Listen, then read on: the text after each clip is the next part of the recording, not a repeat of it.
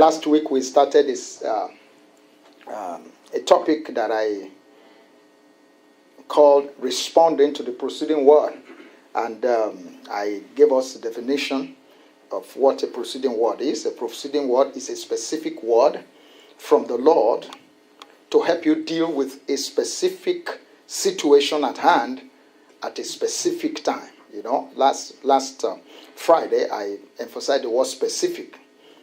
Specific word, specific situation, and specific time. That means there's a particular situation at hand at a particular time, and God gives you a word to deal with it. And then, that word helps you to deal with that situation. And I told us that God will always tell us where He's taking us to, but He does not necessarily tell us what He's taking us through. He tells us what He's taking us to, but He doesn't tell us what He's taking us through. So between where He's taking us from and where He's taking us to, there is, a journey. There is a process. And He's expecting us to follow Him by faith. Okay? Though He does not tell us what we're going to experience in between, but He wants us to follow Him by faith. Okay, and the Bible says in Hebrews chapter 11 verse 6 that without faith it's impossible to please God. So you can't access God, you can't follow God, you can't deal with God without faith. And in 2 Corinthians chapter 5 verse 7 it also tells us that we walk by faith. We walk by faith. So without faith, movement is impossible. Progress is impossible. Walking with God is impossible. And I told us also that faith listens for and responds promptly to the preceding word. In Hebrews chapter 11 verse 8, the Bible tells us that by faith, Abraham, went out when he was told to go to the place he will inherit.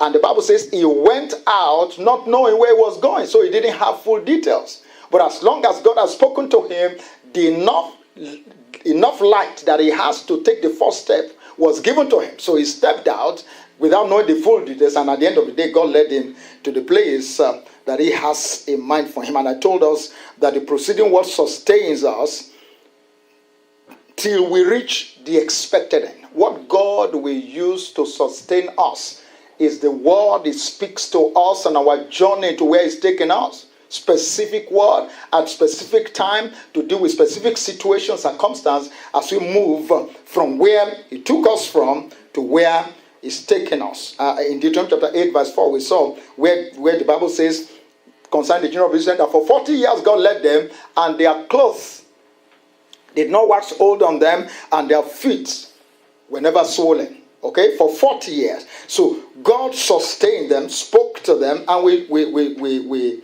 had a case study on Moses and the children of Israel, how God told Moses that He was going to take the children of Israel out of the land of Egypt, and then He was going to lead them into the land flowing with milk and honey. Okay, and that was all He told them. He didn't tell them what was going to be happening in between. And we saw the example of what happened in between. When they came to the Red Sea, the Egyptians were coming behind. The Red Sea was standing before them, and they didn't know what they were going to do until God spoke to Moses. Say, lift up your rod over the sea and divide it, and then create a route there. Okay? And when Moses did that, the Bible says the whole night there was a strong east wind blowing over the sea and parted that sea, and then a road was created for them. Okay? When they came out of that place again, they had problem with water. They were looking for water for about 3 days, and on the third day they found water, but the water was not drinkable. Moses didn't know what he was going to do, and God showed him a tree and told him what to do with the tree. So he removed the tree and threw it in the water, and then the water became drinkable. We saw another example also how God was dealing with them when they were hungry. They were crying, what are we going to eat? And I told you we have about 600,000 men apart from their wives and children. All right? And they were crying, what were they going to eat? Moses didn't know how they were going to eat. They were in the wilderness. Like I told us, no restaurant, no market, no eatery, nothing was there. Okay? And then God spoke to Moses. He said, I'm going to bring manna. Manna means, what is this?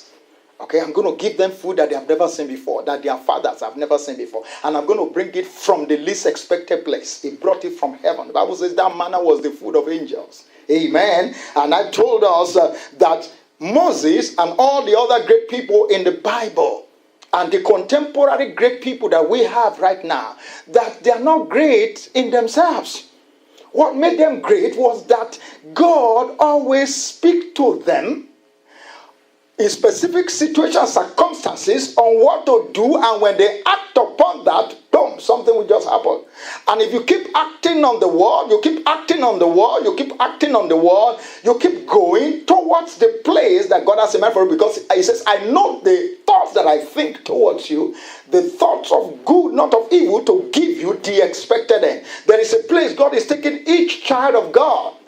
Right here in the world, and then in the world to come, okay? He has a place He's taking each and every one of us, and He's going to take us there as we follow the word, the proceeding word, the specific word. As we face challenges, as we face situations on our journey, God will speak to us what to do, and speak to us what to do, and once we do it, we overcome that, we move to the next level. He tells us what to do again. When we face challenge, we move there.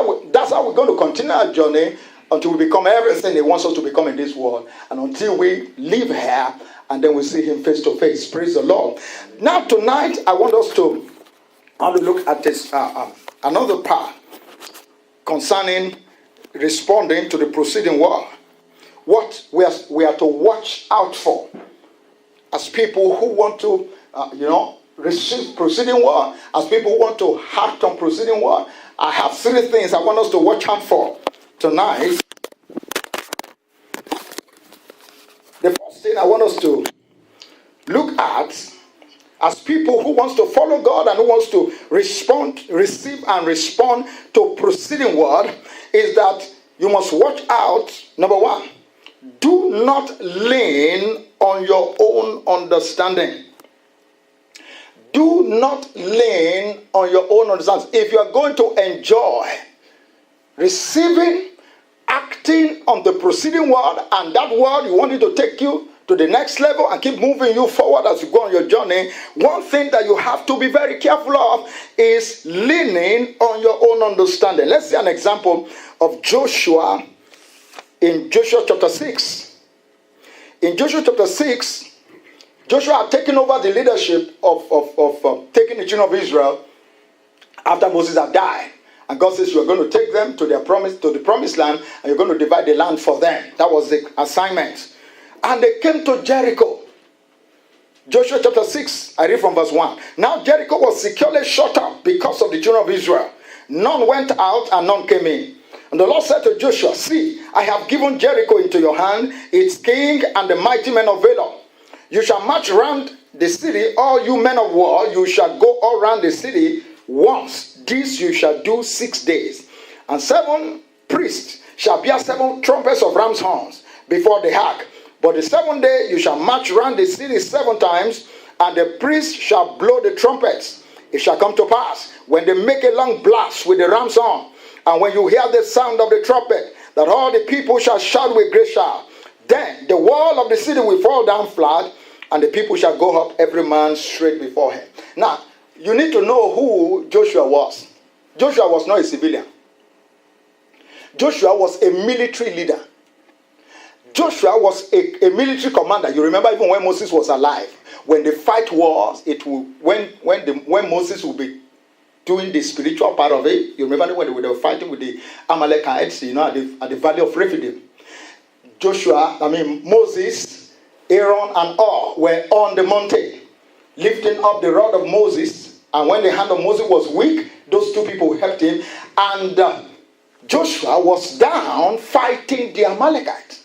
Joshua was a soldier. Joshua was a warrior.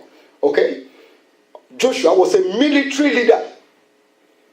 And now to tell a military leader that the way to fight your battle and to win your battle is to march around the city you want to take, that doesn't go with the military experience. It doesn't go with military understanding.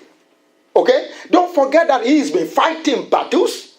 He has been winning battles. But God is saying, no, in this battle, you are going to march around, and then the war will crumble, and then that will be your victory. Anytime God speaks to us and our understanding, our knowledge, our skill is contrary to what God is saying, you better submit what you know and do what God says. Amen. Sometimes God will say things to you that when you start rationalizing it, when you start thinking about it, it will look like, what is this? Because your knowledge, you are knowledgeable about these things. You know that people don't fight and win battle by going around wars. No, that's not how to win. There are other military strategies, war strategies. Okay, but God said this is the strategy for this specific situation. You want to win Jericho. Don't forget, the Bible said Jericho was locked down. To tell you how thick the wall of Jericho was, they built a house on it. You remember Rahab? She had a house on the top of the wall. Okay, that was how big it was. Thick, concrete. So there was no way they were going to go in.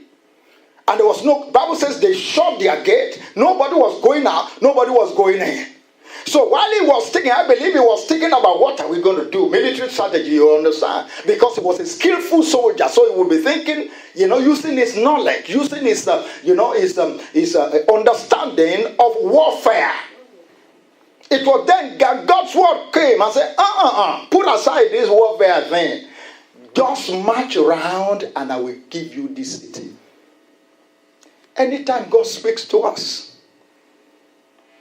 about things that we have knowledge about, and is telling us how to deal with the issue, and is contrary to what we know, I want to ask you, please put aside what you know and take what God says.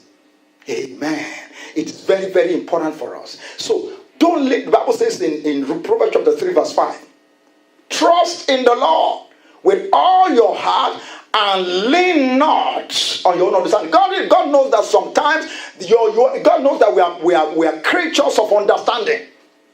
We are not animals. You understand what I'm saying? We have understanding. But God says, hey, when I start speaking to you, don't lean on what you know. Don't lean on what you know, especially when what I'm asking you to do is contradicting what you know. You better trust what I'm saying than what you know. It's very, very, very important. If we're going to be people who follow proceeding word, we must be sensitive and we must have an understanding that if what God is saying to me is not according to what I know, then I am going to follow what God is saying to me. And I'm going to trust God that what He's saying to me will produce result. Amen. Number 2, do not lean on other people's experience. Do not lean on other people's experience. You say, this is the way my pastor did it. Or this is the way my friend did it. Or this is the way my dad did it. Or this is the way so person did it. You didn't know what God told that person before he did it. You didn't know what he told him. So you have to be careful. That's why following proceeding what is important. We have to learn, we want to train our spiritual ear to be able to hear from God. We have to train our heart to be able to perceive what God is saying to us at a specific time. Not relying on what has happened to somebody else. Or what somebody says, this is what happened to me. Or this is how I did it when I was in this kind of a situation. And then you want to do exactly the same thing. It doesn't work like that. Let's see an example. In Joshua chapter 3, the children of Israel were facing another water problem. This time it was a river. When they were coming out of Egypt under Moses, it was a sea, Red Sea. And you remember the specific word for the specific situation at that specific time was, Moses, lift up your rod, and then this sea will divide. Joshua was there. He was there when Moses was doing that. So he saw how Moses did it. That was an experience of Moses when he faced that situation when he was leading the children of Israel. God spoke to him, and then when they lifted that rod, it happened. Now they faced another river, River Jordan. By the time they got to River Jordan, the Bible says it was time when the river was overflowing its bank. So there was no way they were going to pass. Okay? They had to cross over Jordan into the promised land. And Jordan was there. Joshua could have said, I remember 40 years ago when my master Moses faced this kind of a situation. This is what he did. And he said, please, can somebody get me Moses' rod? And then he will lift it against the Red Sea. Against the River Jordan. You think that Jordan will part? It will not part. It will not part. Because you need to get your word, your own word, for your own season. Even if somebody had similar experience, similar season, similar challenge, and he said, this is what I did, don't just take it hook, line, and sinker and say, I'm going to do what he did because that is what somebody did. I don't know if you understand what I'm saying. Let's see Joshua chapter 3. I will read from verse 1. Joshua chapter 3. Then Joshua rose early in the morning, and they set out from Acacia Grove and came to the Jordan, he and all the children of Israel, and lodged there before they crossed over. So it was after 3 days that the officers went through the camp. And they commanded the people, saying, when you see the ark of the covenant of the Lord your God, and the priests, the Levites, bearing it, then you shall set out from your place and go after it. Yet there shall be a space between you and it, about 2,000 cubits by measure. Do not come near it, that you may know the way by which you must go, for you have not passed this way before. And Joshua said to the people, sanctify yourself, for tomorrow the Lord will do wonders among you. Then Joshua spoke to the priests, saying, take up the ark of the covenant and cross over before the people. So they took up the ark of the covenant and went before the people. And the Lord said to Joshua, this day I will begin to exhort you in the sight of all Israel, that they may know that as I was with Moses, so I will be with you. You shall command the priest who bear the ark of the covenant, saying, when you have come to the edge of the water of the Jordan, you shall stand in the Jordan. That was the proceeding war to deal with Jordan. This time it's not lifting rod. So if Joshua was counting on the experience of Moses, what he would say is, please get me a rod. And you know they will still have Moses' rod. He might think that the secret is in the rod. He might think that the secret is stretching the rod to the sea. No, the secret in God saying to you what you should do.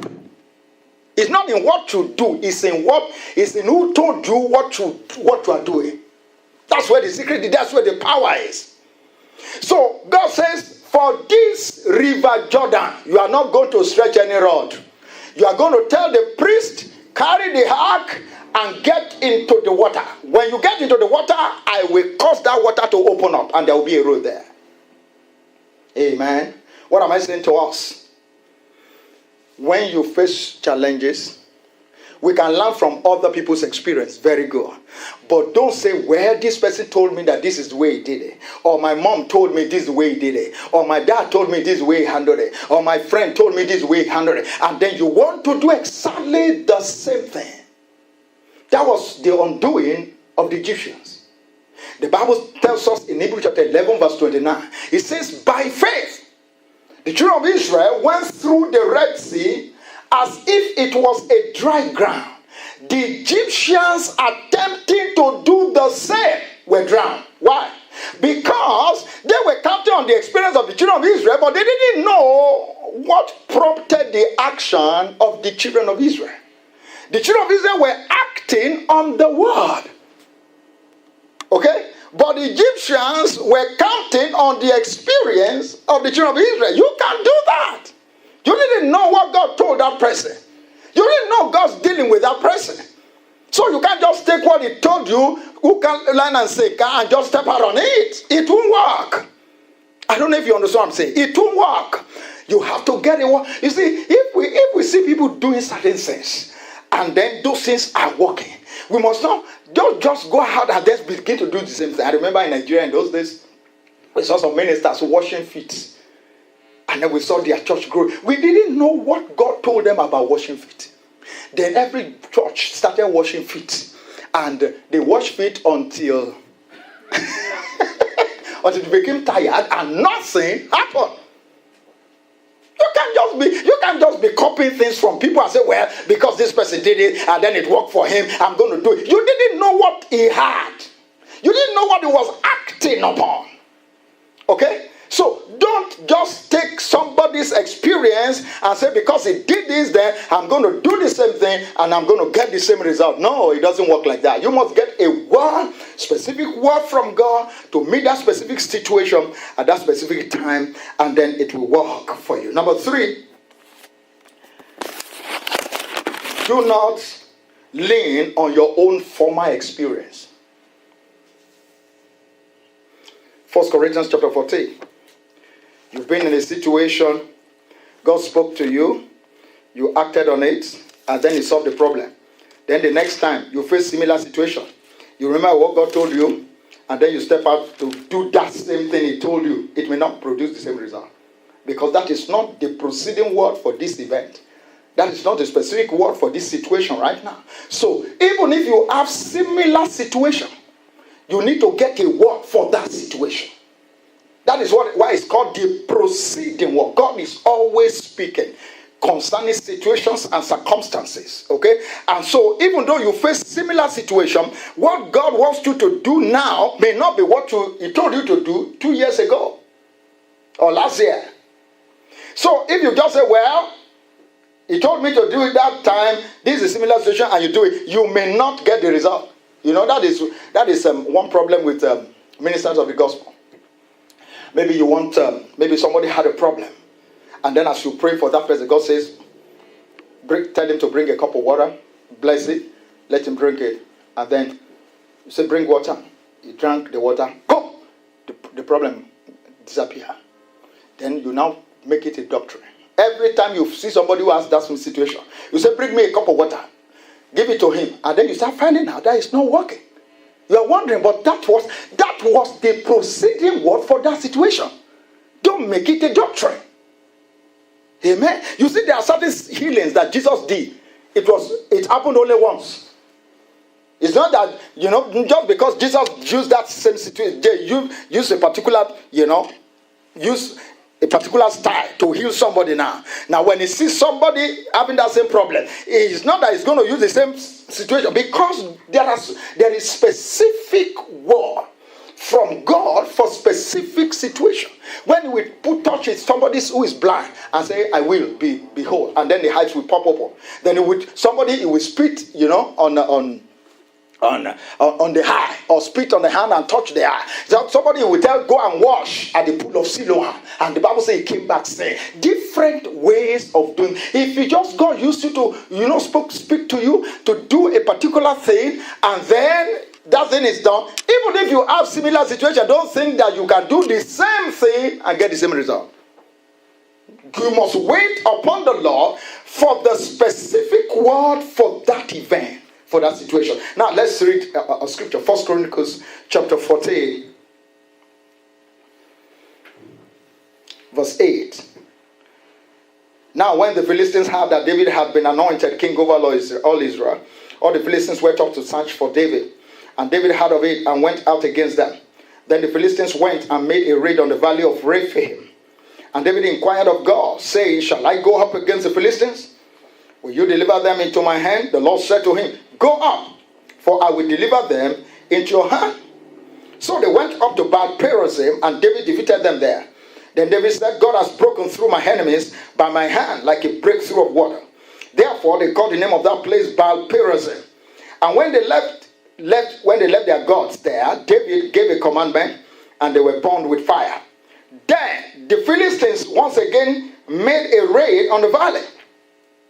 Therefore David inquired again of God, and God said to him, you shall not go up after them. Circle round them. Come upon them in front of the mulberry trees. And it shall be when you hear a sound of marching in the tops of the mulberry trees, then you shall go out to battle, for God has gone out before you to strike the camp of the Philistines. So David did as God commanded him, and they drove back the army of the Philistines from Gibeon as far as Gezer. Then the fame of David went out into all lands, and the Lord brought the fear of him upon all nations. What's the secret of David proceeding well? Philistines came against them. I said, Lord, what should I do? He said, should I go after them? God said, go after them. So when he went after them, he defeated them. The Philistines went to regroup. Okay? And they came back. He said, Lord, should I go after them? He was not presumptuous. Say, last time they came, I went after them. No. He said, Lord, should I go after them? God said, don't go after them. That is not the strategy for this time. Now, circle around and take position in front of the mulberry trees and wait for signal. He said, anytime you hear the sound on top of the mulberry trees, then you know that that is the time to go out. And if you go out at that point, you are going to rout them. So, he circled around and they stood in front of the mulberry tree waiting for divine signal. So when they start hearing the marching, okay, that is when the spiritual soldiers are now in action. If you go ahead before spiritual soldiers are in action, you are going to really struggle because it's not time yet. Okay, so what am I saying? You have the same set of enemies, the same battle with the same people, but different strategy. How are you going to know that? Because if you are counting on your experience, and say, when I faced this situation 7 years ago, or when I faced this situation 5 years ago, this is what I did. So you didn't even bother to ask God anymore. You just go out and say, well, since I did this 7 years ago, and it happened, it was God that told me that 7 years ago, then I know it's going to produce it. Now lie. You just come face to face with the challenge, and you just find out that the result isn't coming. Amen. Okay, so for every situation that we face, for every circumstance that we come in contact with, we must get a fresh word. That is the essence of what we have learned this last Friday and this Friday. Don't count on your former experience. Don't say this is what God told me when I faced similar situation 5 years ago. I believe remembering how God deals with that situation 7 years ago is to encourage you to look up to God to help you this time. Not to just say, well, since that's what I did 7 years ago, that's what I'm going to do now. You may do the same thing, it may not work. If David had just gone after the Philistines without finding out, he would just find out he was struggling. Yeah, God may help him, but he will really struggle because that is not the way God wanted him to handle the Philistines at that specific time. So we have learned 3 things about proceeding war now. The number 1 is that don't lean on your own understanding. When what God is saying is not in line with what you learn from school or what you have known by age, okay, or what you have learned, don't push away or throw away what God has said. The Bible says, when God is stupid, he's wiser than man.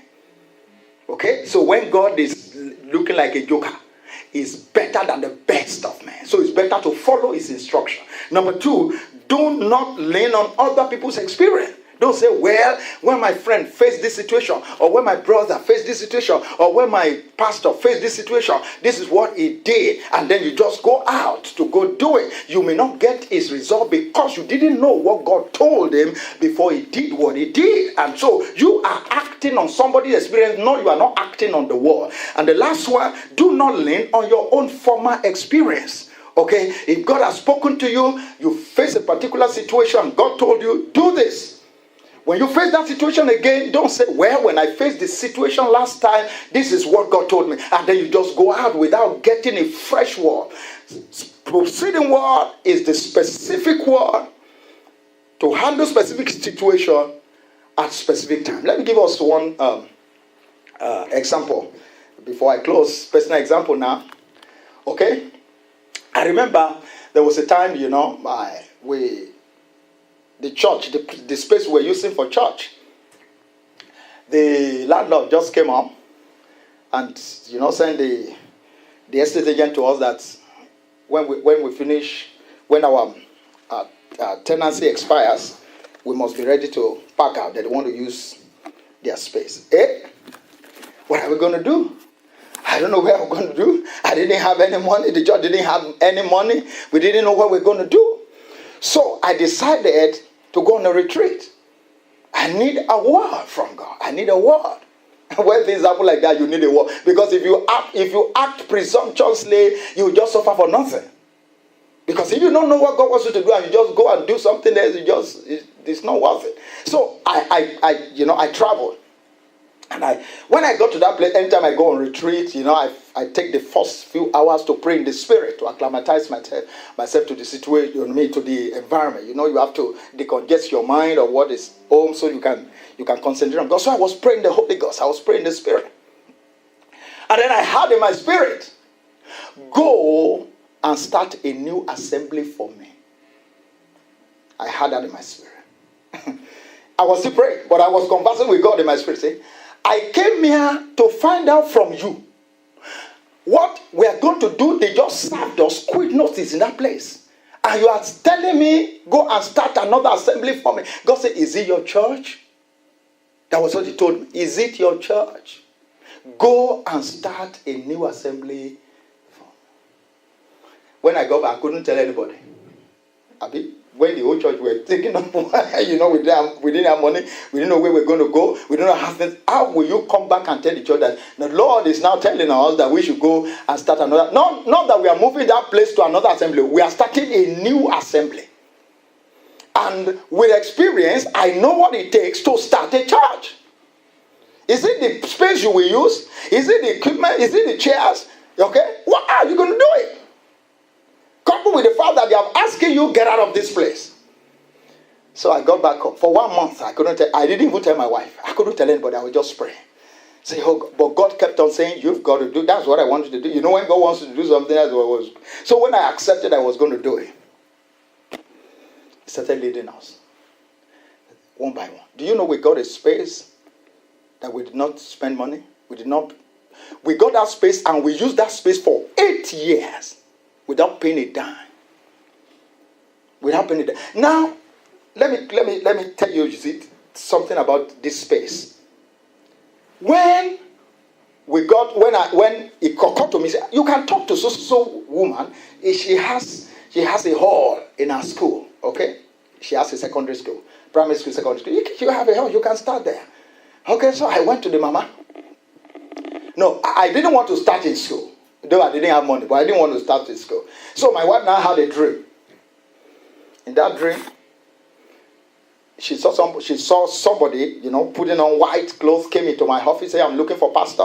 I said, okay, pastor is not right. I said, tell pastor when he comes back.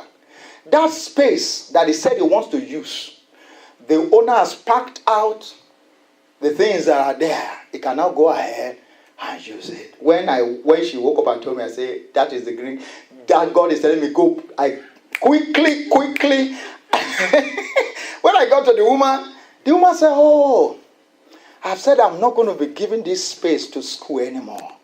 To church anymore. Some churches have used it and they have gone to start their own space and got their own space from there. He said, I've said, if I've closed the chapter, anytime any pastor comes and says, we want to use this hall, I'll just say, no, I've changed my mind. If they tell me, go and pray about it, I'll just tell them, no, I don't want to give it to church. He said, but now that you have come, I have to open that fire. She opened that fire. She gave us the space free. We use it for 8 solid years, paying no dime. That church is about 10 years now. It's still there. What am I saying? And they did not chase us away from that place. So when I got back, I called the landlord. I said, sir, are you the one that told the estate agent to chase us out of this space? He said, she need it. I said, yes, we still need it. And go ahead if you still need it, go ahead and be using it. Can you imagine? So there was no problem at all, and probably God was trying to just get my attention. You understand what I'm saying? So he has to pull me out of the flow to get my attention. As soon as I received that word and stepped out on that word, everything just worked out. What am I saying? Don't let your experience stop you from acting on the word of God. Shall we bow our heads to pray?